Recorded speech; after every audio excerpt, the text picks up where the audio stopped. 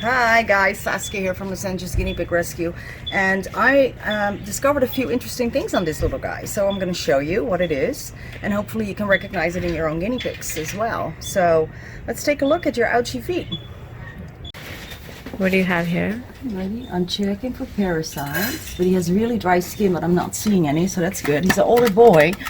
Okay, so what I want to show is a few things which are really interesting. He's got a few things that are not 100%. So if we look at his foot, you will see how he's got the kind of the beginning of bumblefoot here on the other foot as well, and you see the white fungus. Yeah, that's fungus. So he's got it not like the obvious fungus, but definitely does, and that's what causes some of this extra growth that then becomes, especially here on the heels, that can then turn into like a bumblefoot. Now, the other reason I know this is a fungus also is because of the extra growth underneath the nail. And with him, you can really see it good. My sweetheart, let me, if we put him like this for a minute, if he'll let us, we can really see good. You see the nail? Let me just grab that nail. This one and the stuff underneath. Right. Mm-hmm. Yeah. So that is not normal. That's also fungus. A lot of people also don't know what that callus piece that's on the side as well. So there, see? That is not normal. That started to grow.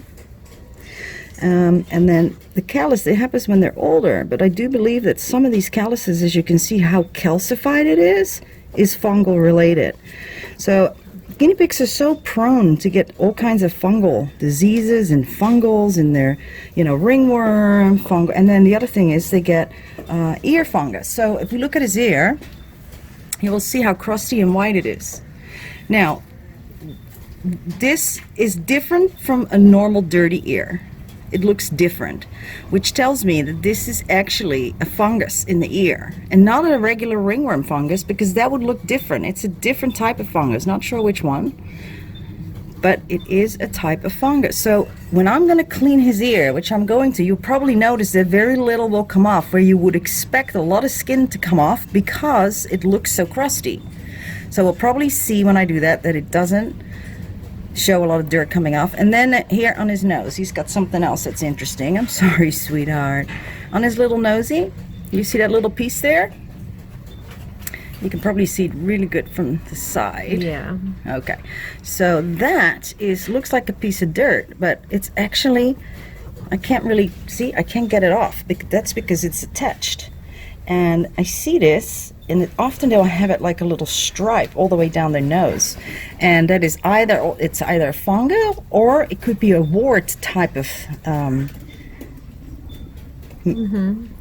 wart. Yeah, you always said it was a wart. Yeah, because it doesn't look like a fungus. It really, if you look super close up, it looks more like a wart that just doesn't grow, and and it comes in like a little stripe sometimes, even though he just got that little piece here. But this you won't be able to take off because it's totally attached. So you're gonna get them cleaned up? Yeah, let's get the ears cleaned and see if my theory works out. Right. Always do. Come here, sweetie. Okay. Bye. All right, hold on. Come on, just a little drop or two, which we always do just on the outside, so we never put oil on the inside of the ear.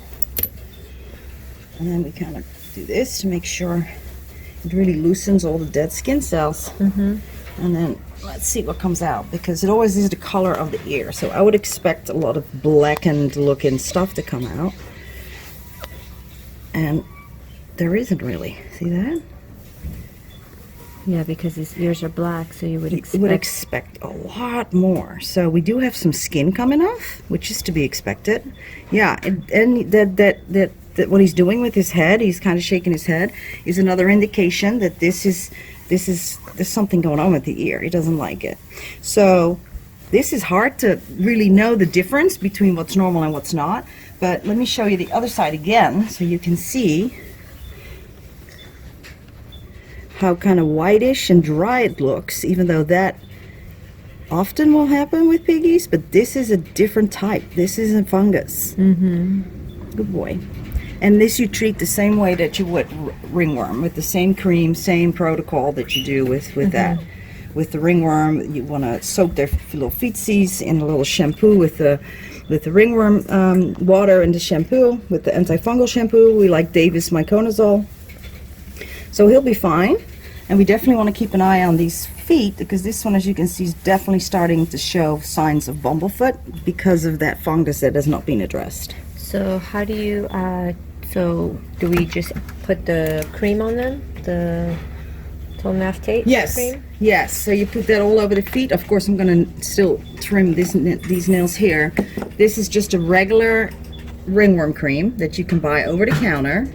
And we put it on the foot and we really work it into the toes really good.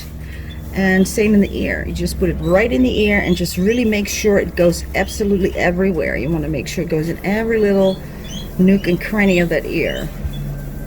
And that you want to do for about 3 weeks, and then hopefully he'll start feeling a lot better, and his feet might not be so ouchy as well, because it is an infection, so it's kind of ouchy. It just gives him ouchy feetsies. Okay. So We'll treat him. yeah, so I think he'll be okay. Yeah, he's a good boy. All right, thanks, Ass.